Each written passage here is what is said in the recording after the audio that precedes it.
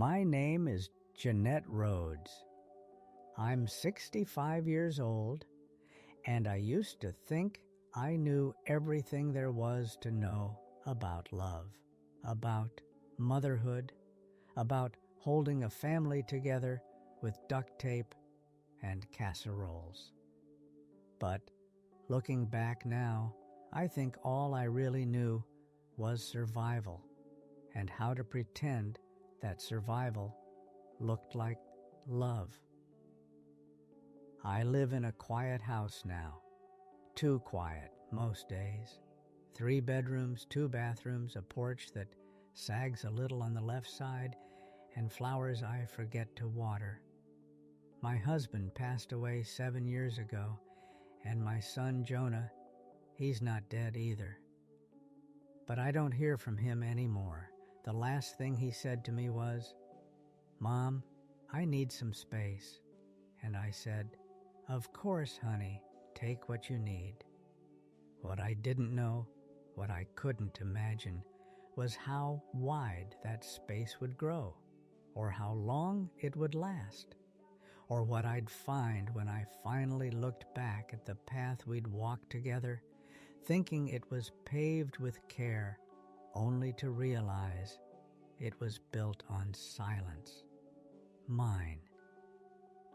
Jonah was born in the spring of 1985, screaming like the world owed him answers, and he wasn't willing to wait. Red-faced, full-lunged, and impossible not to love. His father, Cal, held him for 5 minutes and said, "That boy's gonna need thick skin if he's anything like you." At the time, I thought that was a compliment. I didn't realize it was a warning. We raised Jonah in a little town called Glen Ridge, too small to have a movie theater, but big enough that everybody knew your laundry line and your marriage troubles. Cal worked long hours at the mill. I took shifts at the diner and did sewing for the women's church group on weekends. We weren't wealthy, but I made sure Jonah had what he needed: clothes, hot meals, a roof that didn't leak, and a mother who loved him so much it hurt. But sometimes love doesn't sound like love. Sometimes it sounds like, "Be careful," or "Don't make a fuss," or "Let's not talk about that right now, okay?" Jonah was a quiet boy, thoughtful, sensitive. He cried the first time his goldfish died, sobbed into his pillow for an hour. Cal said, "Jesus, Jeanette, he's too soft. You've got to toughen him up." And I thought I was protecting him when I said, "He just feels things deeply, that's all." But I didn't stop Cal when he laughed at Jonah for dancing in the living room, or when he mocked the stories Jonah wrote about planets and talking animals and things with feelings. I just smiled and said, "Your daddy's teasing," even when I saw Jonah flinch. The flinch. That's what I remember most. The way his body began to curl in around itself year by year, like he was trying to disappear into a version of himself that wouldn't get corrected. I told myself I was shielding him, but I wasn't. I was smoothing things over. That became my specialty, smoothing. When Jonah brought home a handmade birthday card for Cal with glitter and stars and a poem that rhymed, Cal barely looked at it. Said, "That's nice, kid. Don't let your mom fill your head with mush." And Jonah, God bless him, just nodded, took the card back, folded it in half, and never mentioned it again. And I said nothing, because I thought silence meant peace. But in our house, silence was the wallpaper. It covered everything. Jonah was 12 the first time I noticed it, the distance. It wasn't a slam door or a shouting match, nothing obvious, just quiet, a softness around the edges of him that didn't used to be there. He stopped asking to ride his bike with the neighbor boys, stopped showing me his drawings, stopped laughing at those ridiculous comedy shows we used to watch together, side by side on the couch, with a bowl of popcorn balanced on our knees. When I asked if everything was okay, he smiled. That brittle kind of smile children learn too early, and said, "I'm fine, Mom." And I believed him, because I wanted to, because the alternative, that something was wrong, that something in our home, something in me was slowly smothering his joy, was too much to name. I blamed middle school. I blamed hormones. I told myself boys grow up, they get moody, they pull away. That's normal, right? Cal didn't seem to notice, or maybe he did, and just didn't care. He had his own rhythm: work, dinner, beer, sleep. If Jonah spoke too quietly, Cal barked, "Speak up."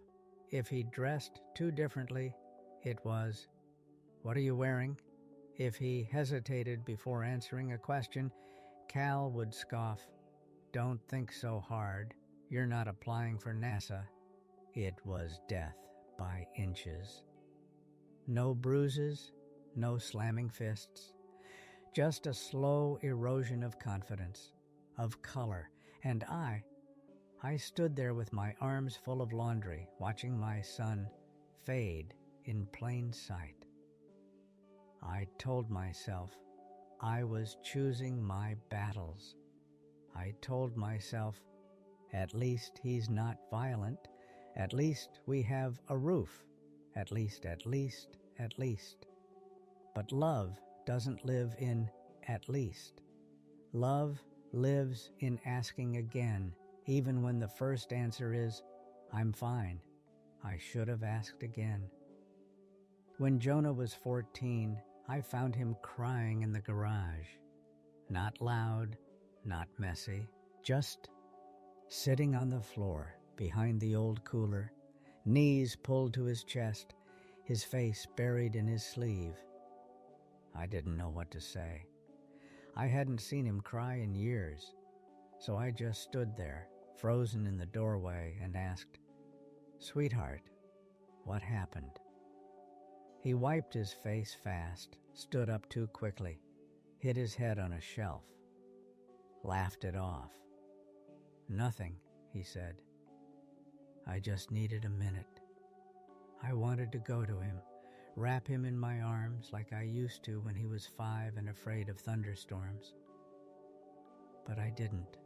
I was afraid of doing it wrong, of making it worse, of him pulling away harder. So I said the worst thing I could have said. "All right. I just wanted to make sure you're okay." He looked at me for a second, just a second, like he was trying to decide if I really meant that. Then he nodded, walked past me, and never mentioned it again. Later that night, Cal asked where Jonah had been all afternoon. I said, "Out back, I think." And Cal muttered, "That boy's getting weirder by the day." I didn't defend him. I didn't say, "Maybe he's lonely." I didn't say, "Maybe we should listen better." I didn't say anything at all. And Jonah, he got quieter. He started wearing headphones all the time, even when there wasn't music playing. Started eating in his room. Started shrinking slowly, like he was folding himself into a shape small enough to survive under our roof. I still cooked his favorite meals, still knocked on his door with folded laundry, still told him I loved him at bedtime, even if he didn't answer, and I told myself that was enough. But it wasn't. Because love isn't just effort. Love is recognition, and I wasn't seeing my son anymore. I was seeing the version of him I wanted to see, the one who didn't need too much, didn't ask hard questions, didn't make me face the truth of how much we'd both been shrinking. And then, one morning when he was 16, he came into the kitchen, set down his cereal bowl, and said it, "Mom, I think I need some space." It was calm, measured, almost rehearsed. And I, still clinging to the fantasy that everything was fine, smiled like a fool and said, "Of course, sweetheart. Just tell me what you need."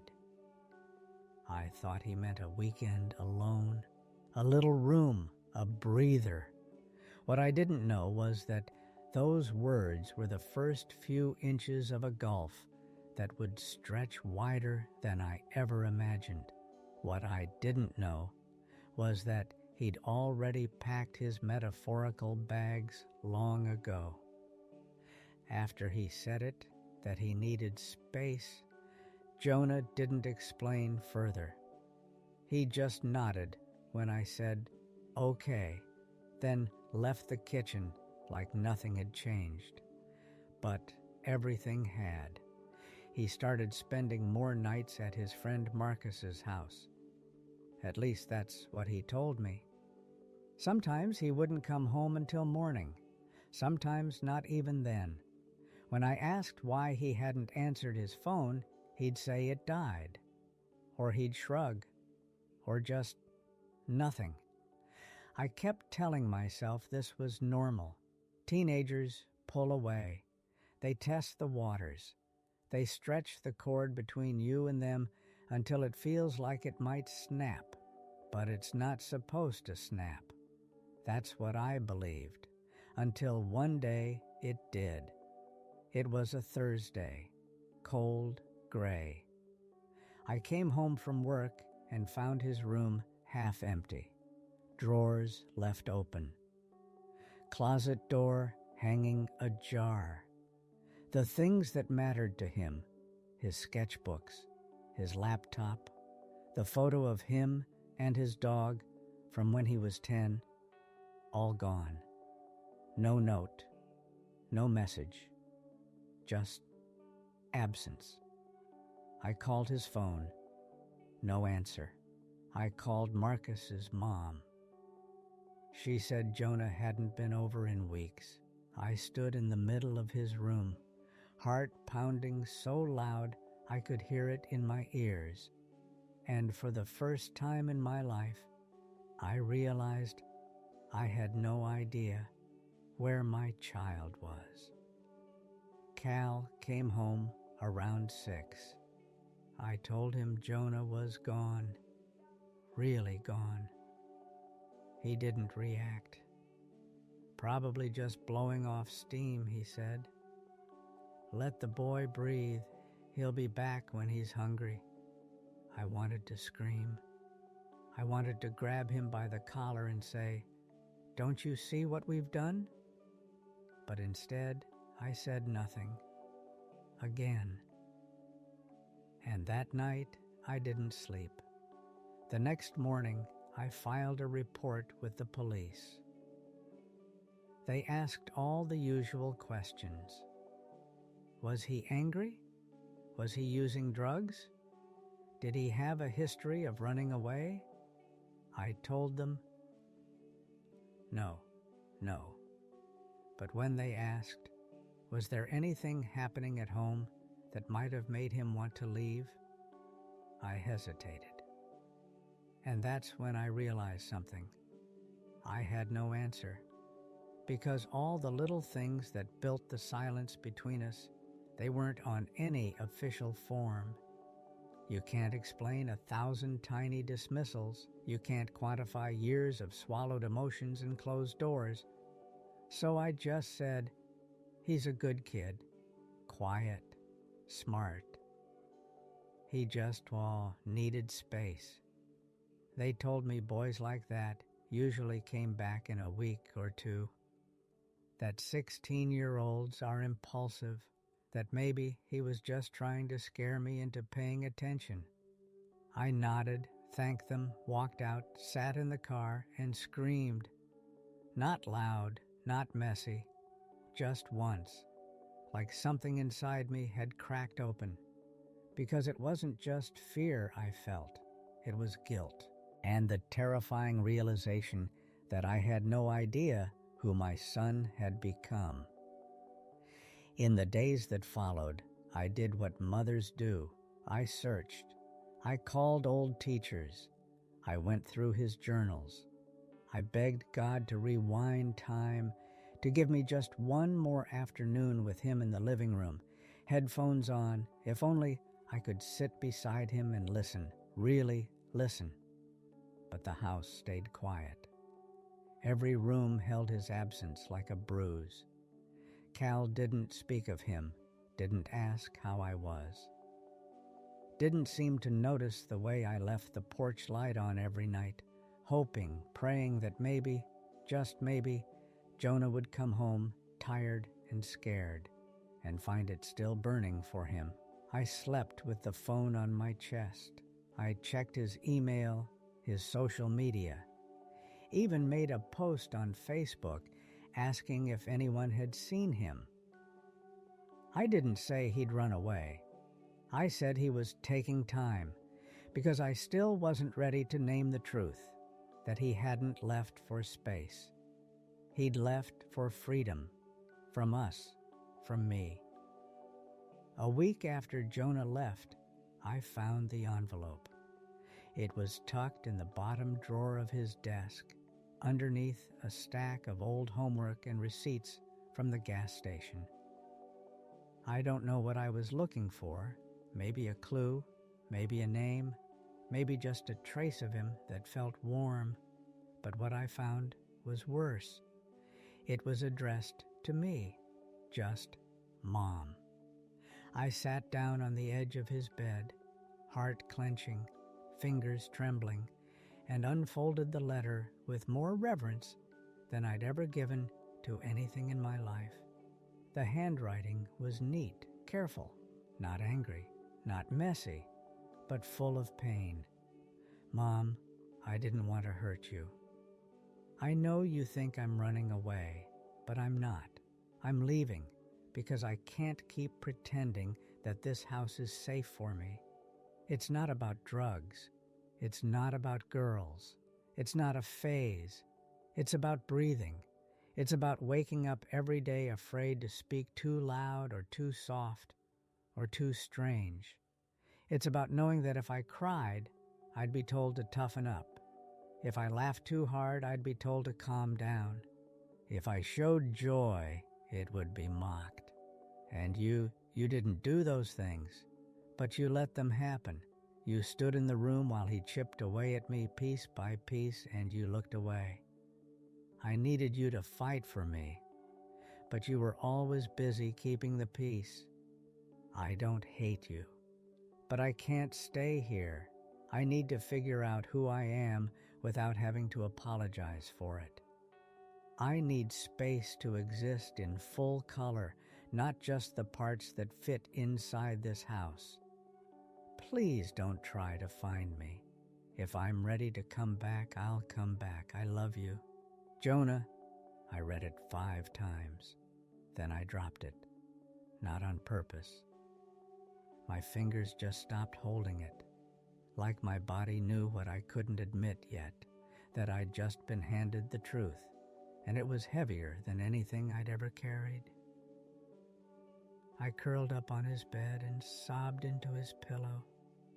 Not delicate tears, not movie tears, the kind that shake your ribs and leave you hoarse, the kind that have been waiting years to come out. Because I saw it then. All of it. I saw Jonah dancing in the living room and Cal's voice slicing through the joy. I saw him bringing me stories and my silence dimming them like a wet blanket. I saw the nights he stayed up late just to avoid sharing a room with a man who didn't know how to love softness. And I saw myself always in the kitchen, always folding laundry, always pretending not to hear, because pretending was safer than facing the truth. That I had allowed my son to grow up in a home where being gentle was a liability, where he learned to mute himself before anyone else could, and now he was gone, not stolen, not lost, escaped. And suddenly, I couldn't look at the house the same way. The walls echoed. The air felt heavier. Even the photos on the mantel, family pictures I used to cherish, looked staged, like we'd all been playing roles in someone else's idea of normal. I called my sister that night. Rachel, the only person who'd ever dared challenge Cal to his face. She came over the next morning with coffee and her old denim jacket and sat with me on the porch. I showed her the letter. She read it once and didn't say a word, just looked at me with eyes full of something sharp, but not unkind. After a while, she said, "You didn't do this to him, but you let someone else do it, and now you've got a choice. You can sit in the shame, or you can start learning to be the mother he needed you to be, even if he's not here to see it yet." That was the first time anyone said it plain, and it was the first time I didn't flinch, because I knew she was right. A week after Jonah left, I found the envelope. It was tucked in the bottom drawer of his desk, underneath a stack of old homework and receipts from the gas station. I don't know what I was looking for. Maybe a clue, maybe a name, maybe just a trace of him that felt warm. But what I found was worse. It was addressed to me, just Mom. I sat down on the edge of his bed, heart clenching, fingers trembling, and unfolded the letter with more reverence than I'd ever given to anything in my life. The handwriting was neat, careful, not angry, not messy, but full of pain. "Mom, I didn't want to hurt you. I know you think I'm running away, but I'm not. I'm leaving because I can't keep pretending that this house is safe for me. It's not about drugs. It's not about girls. It's not a phase. It's about breathing. It's about waking up every day afraid to speak too loud or too soft or too strange. It's about knowing that if I cried, I'd be told to toughen up. If I laughed too hard, I'd be told to calm down. If I showed joy, it would be mocked. And you didn't do those things, but you let them happen. You stood in the room while he chipped away at me piece by piece, and you looked away. I needed you to fight for me, but you were always busy keeping the peace. I don't hate you, but I can't stay here. I need to figure out who I am without having to apologize for it.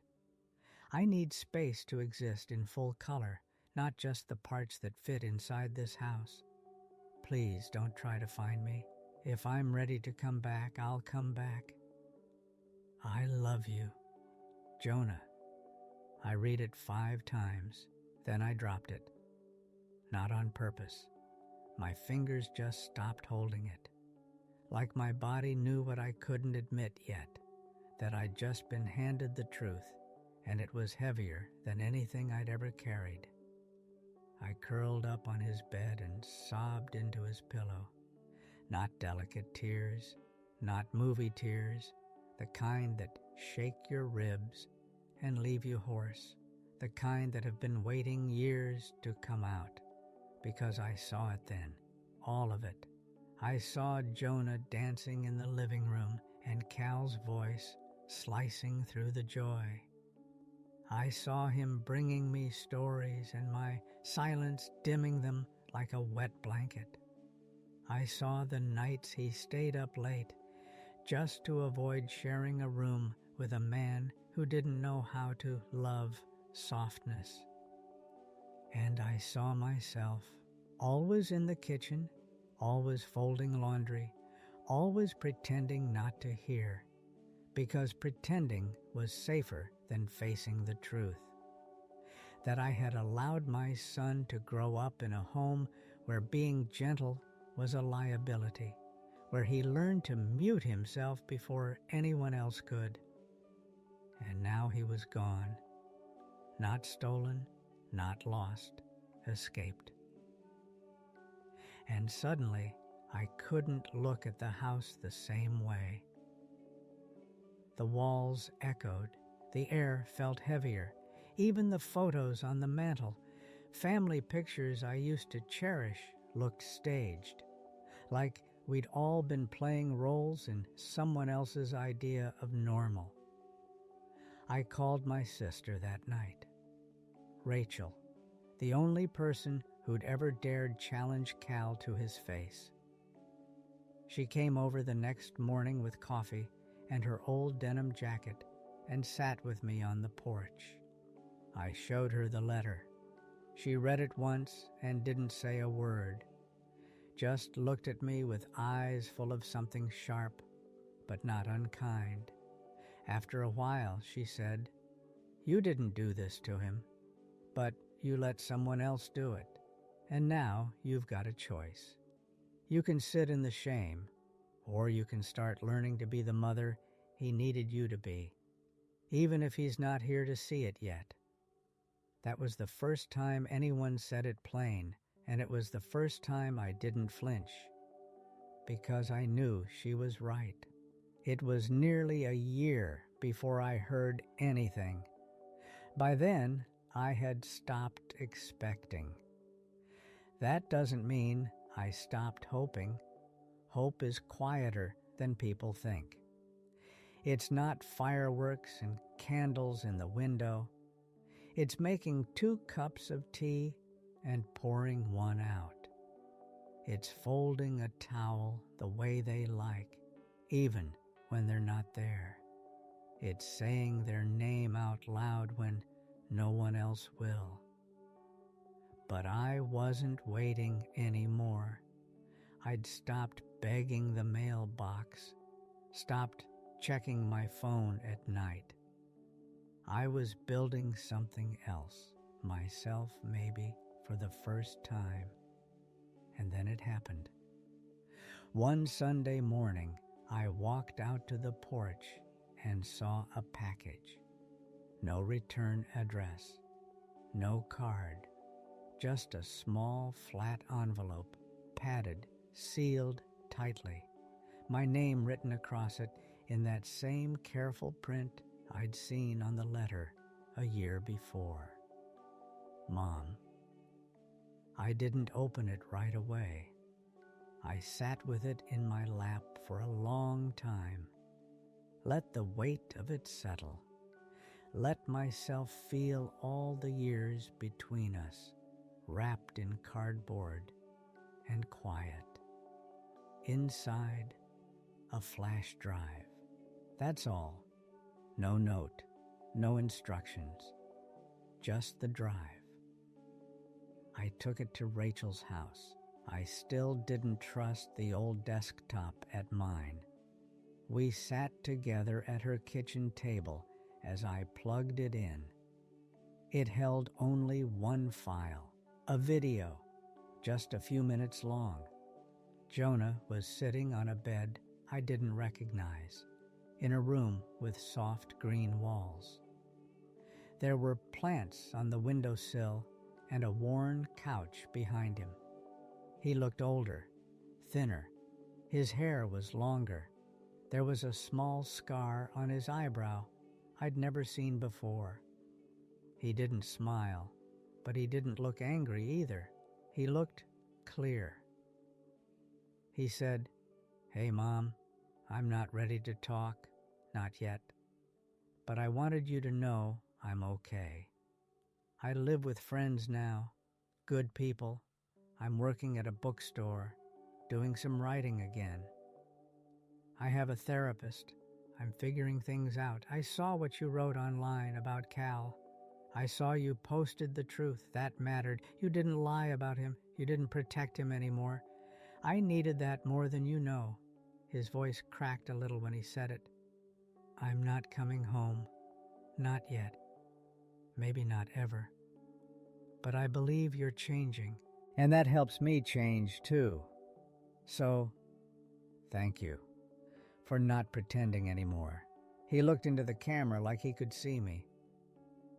You don't have to write back, just take care of yourself. That would be enough. The screen went black. I sat frozen. Rachel didn't say anything. She didn't need to. The silence filled the room, but not like it used to. This time, it didn't scream. It held. It held everything: grief, grace, regret, pride. I didn't cry, not yet.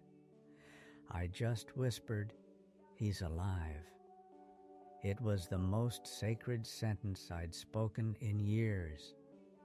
And that night, I lit a candle, not in mourning, in gratitude, because now I knew where he was, not his address, not his zip code, but where he was in himself.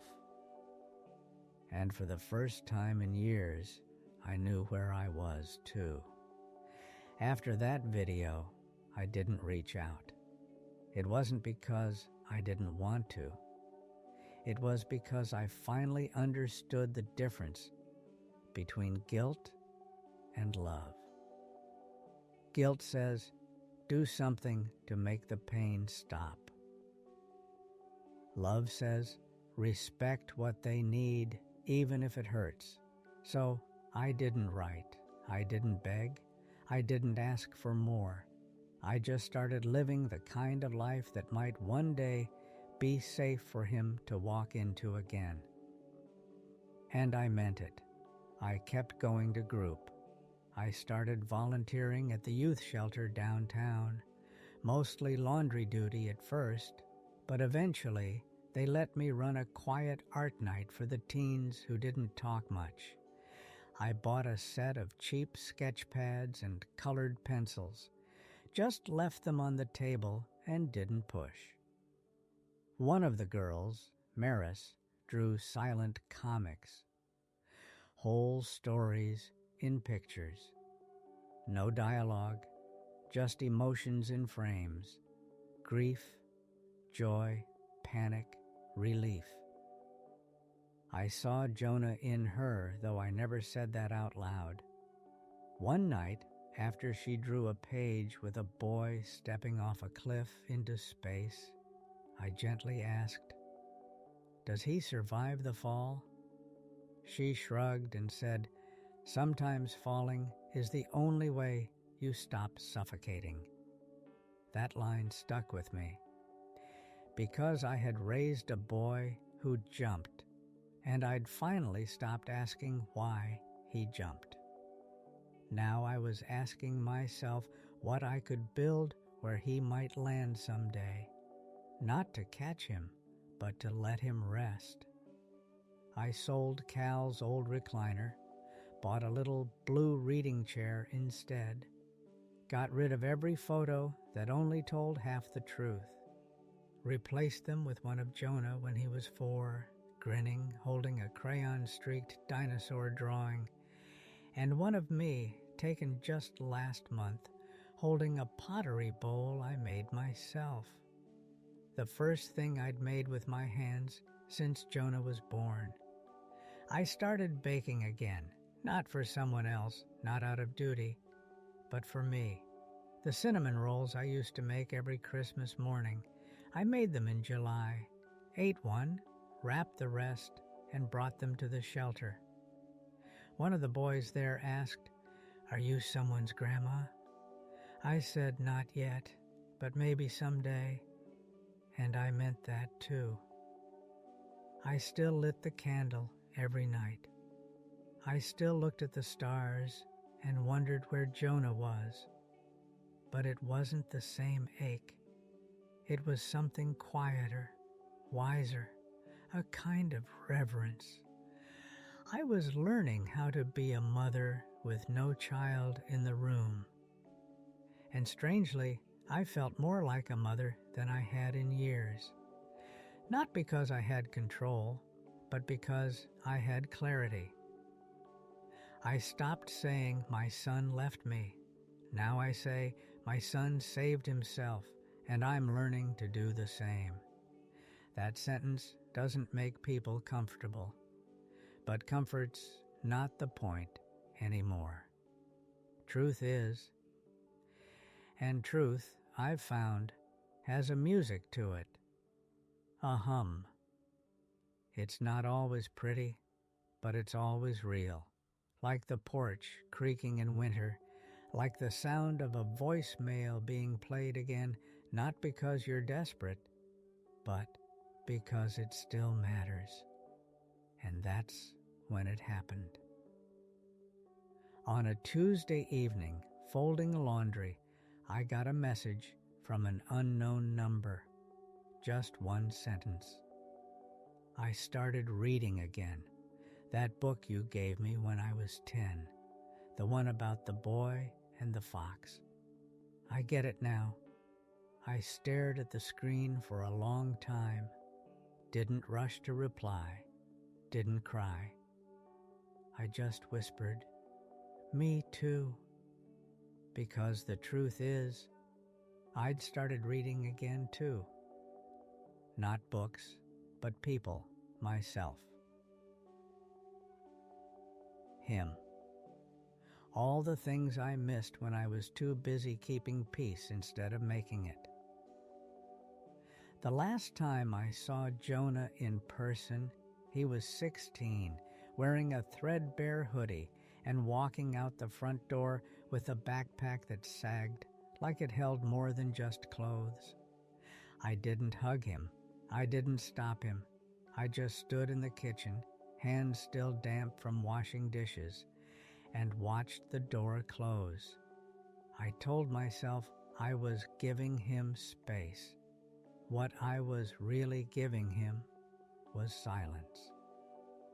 I think about that moment sometimes, not with shame, not anymore, but with understanding. It was the end of the version of me who thought love was gentle only when it was quiet. The version who thought that protecting a man like Cal was somehow the same as protecting my son. That version of me died the day Jonah left. The woman who remains is not perfect, not even close, but she is awake, and she is learning, and she is speaking. This morning, I opened the mailbox and found a postcard. Just one. No return address. A photo of a little cafe by the water, somewhere coastal. Bright blue umbrellas. Empty chairs. On the back, in Jonah's handwriting, "I sat here for a while, thought about you. I'm still not ready, but I'm still here. Jay." I didn't cry. Instead, I walked back into the house, took the old photo of him with his crayon dinosaur off the fridge, and replaced it with the postcard. Then I made 2 cups of tea, left one beside me on the table, just like I used to. But this time, I didn't pretend he'd walk in and drink it. I drank them both, because I'm not waiting anymore. I'm living. For him, yes, but mostly for me. I go to my pottery class every Friday. The girls at the shelter call me Miss Jean. Maris gave me a drawing for my birthday, a woman holding a lantern in a dark hallway. On the wall behind her, someone is just beginning to open a door. On the bottom, she wrote, Thank you for holding the light. I taped it above my desk. Sometimes people in town still ask about Jonah. I no longer say he's figuring things out. I say he's finding peace, and I'm part of it now, even if I'm far away. And sometimes I walk out to the porch, look at the space beside me, and whisper, "You don't have to come home. But if you do, it's safe here now. I made sure of it." I used to think a mother's job was to hold on. Now I know it's to let become. Jonah became someone strong, someone clear, someone kind. I just took too long to see it. But I see it now, and I see myself too. In the cracks, in the candlelight, in the silence that no longer hides the truth, but holds it like a hand. That's what love is now. Not silence, not survival, but space. Real space. The kind that lets two people grow in their own time, toward each other, maybe, or just toward the light.